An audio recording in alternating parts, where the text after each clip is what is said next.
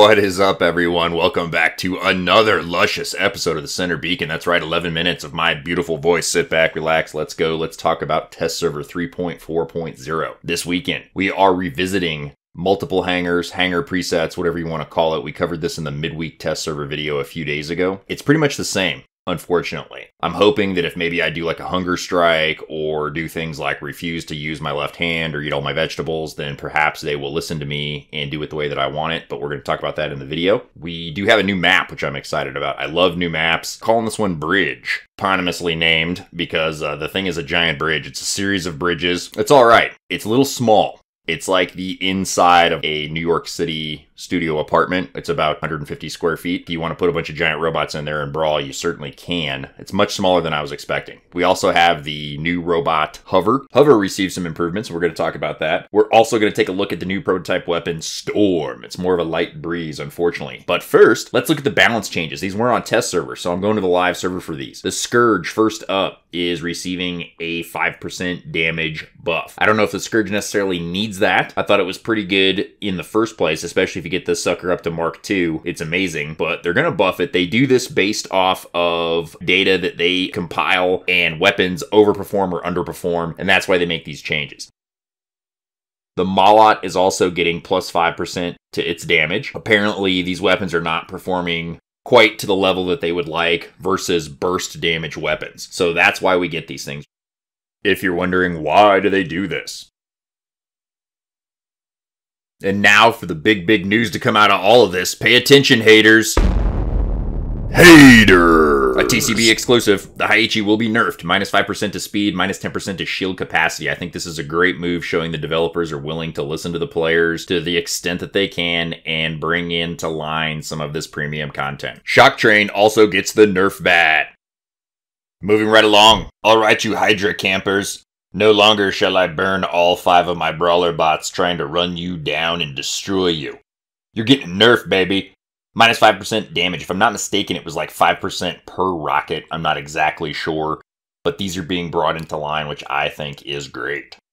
Finally, the Tempest. Here's another one where I'm kind of like, I don't know if we really needed this. But according to the maths, we do. 5% damage increase to the Tempest. These things are already amazing at level 12 Mark 1.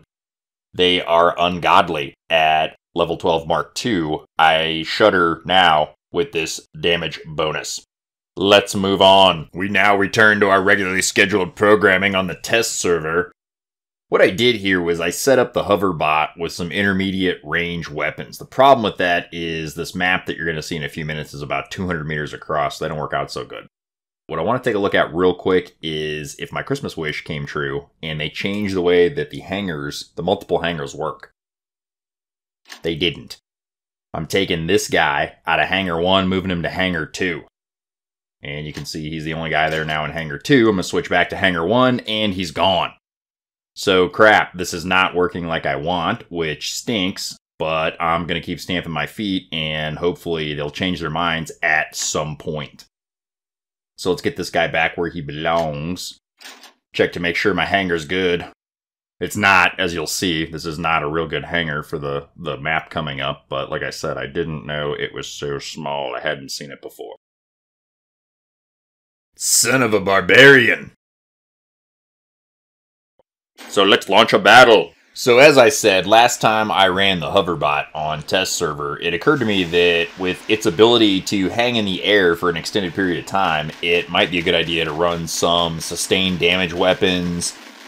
You see I got the Malots here. Just trying to do something a little bit different. The problem is that as you can see, this map is only maybe 600 or 700 meters across.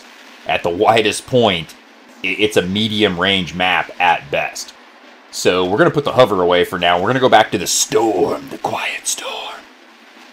And as you can see, this is still really more of kind of like a fart in the wind, honestly. I feel like I'm within 300 meters. If I had had Orkans with my Thunder, that guy already would have been dead. This guy, this is like a Jesse or something. Something super lightweight, and he's still there. And I'm less than 200 meters from this guy, fewer than 200 meters away. And I'm still having a problem killing this guy. So I know it's level 8, so it's not the full effect of, say, like a max level weapon, a Mark II weapon, but I'm still having a problem seeing the utility in the Storm weapon system versus Orkans or Terrans. So I'm going to try to get a little closer, because apparently I need to be closer with these things. I'm going to sneak over here. Now, meanwhile, let's take a look at this map while I do this, while I sneak and peek over here. I'm not really sure what this map is. I'd love to do a contest where maybe in the comments, like, you tell me what you think this is going to be. It's like a chunk of urban sprawl with some overpasses or something. Bridges to nowhere. I'm not really sure what's going on here. But I'm going to sneak over here and grab this beacon. The map is not entirely symmetrical. It's different from one side to the next. So I'm going to sneak up over here. And then I'm just going to switch bots because that was getting a little boring over there. So here's my other build. This is my Columbus build on the hover. Now, I wasn't crazy about this setup either for this map, just because you're so dang close to everybody. So I'm just going to do what I can do here. I'm going to grab this beacon. Of course, the ubiquitous Zeus. Everybody and their mother's got Zeus's.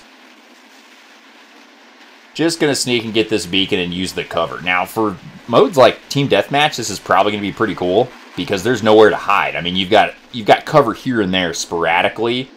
There's lots of little, like, asymmetrical buildings and these pillars and stanchions holding up these bridges and whatnot. But for Team Deathmatch, this would be pretty good because it's kind of hard to hide on this thing. You can only stay so far away. You can see there a good top-down view of the map. So what I'm going to do is I'm going to switch up my hangar, because that one was kind of crappy. And I'm going to change out some weapons. Now that I've seen the map and I kind of know what I'm getting myself into, I'm going to change things out, put in some more close-range weapon systems. Going to put some plasma on this bad boy. Now, something while I'm doing this, you'll notice the Hangar interface is slightly snappier than on live. It's working a lot more smoothly. Now, my particular connection is a poor one on which to judge this, because my connection is so poor right now. It's so bad that this is taking a little bit longer. I noticed last test server, the midweek test server, even on my crap connection, it was super snappy. But I feel like that's part of what they mentioned about Hangar improvements. There's user interface improvements. I feel like there have been speed issues with equipping weapons, and I know I have a couple of buddies that have absolutely a horrible time. Basically, they almost have to restart the app every time they switch weapons. I guess it's a bug. I guess it's a known issue. It doesn't seem to affect a whole lot of people. It is of concern, and they are addressing it, and I feel like that's kind of some of the unsung glory of maybe this coming update that we're looking for here in a few weeks, that the UI, the Hangar interface is going to work a lot better. So I've got some splash, I've got some plasma. I'm going to run up on this right side. This is the right side of the map for my spawn. And here's one of the little interesting parts of this side of the map that you didn't see in the previous clip. It's like a little house. Like a little house for my robot. You know, I can move in here, raise a family, you know, do that sort of thing, have a bunch of little baby Cossacks or something. First, I need to kill the enemy. They're over there on the other side of this thing. And now that I've got my hoverbot properly equipped for this map, you can see the guy with the zeniths over there. I don't know why people do this to me. You know, there's always that one guy, triple zenith fury. But this is going to work out a lot better. I got a good feeling about this one. I'm going to use my hover ability here. Now watch this leap. You can notice some of the improvements to the hover bot that they made is that he really launches when you activate the special ability. And by holding backwards like that, I was able to get way out of range. So basically as a quick strike platform, this has been enhanced greatly. I'm able to get in there, deal my damage, and then, oh, I'm not liking it. Hit the special ability, pull back on the stick, and I get way out of range. Much further away than you could get with, say, like a Griffin or any other jumping robots in order to use their special to evade damage. So now here's my buddy with the Zenith Fury.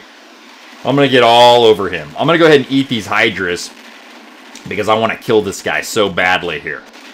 The problem with this is I'm dang near in their spawn, so he's just going to come back with something nasty.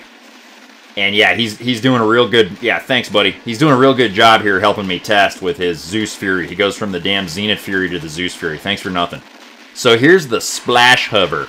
I also really like this. This is not quite as much damage as a Death Button Griffin like the one I just popped there.